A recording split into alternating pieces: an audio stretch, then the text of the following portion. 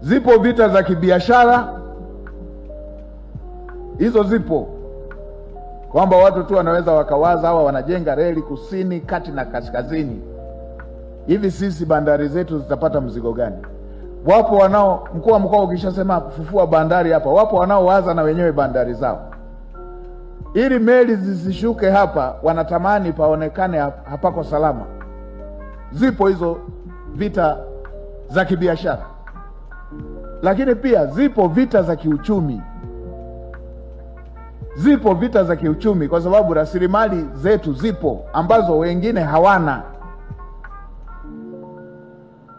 na mimi nitaendelea kuisema tu hata wakereke. Ndiyo, Mungu aliumba kila nchi akaipa na rasilimali zake. Rasilimali za Tanzania ni za Watanzania, na Mheshimiwa Rais alitoa mwongozo, anayetaka aje tushirikiane, aje tushirikiane, kwa sababu Mheshimiwa mkuu wa chuo, bahati nzuri na wewe umewahi kuwa waziri wa fedha, tena katika kipindi kigumu.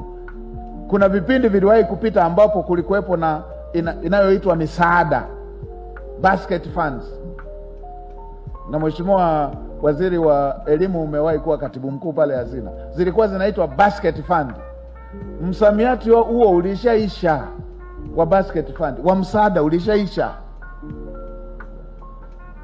Kwa hiyo kama tuna rasilimali zetu, lazima tuzilinde kwa wivu, kwa sababu hizo ndizo zitakazosomesha watoto wetu, hizo ndizo zitakazojenga miundombinu, hizo ndizo zitakazotumika kwenye bima ya afya kwa wote.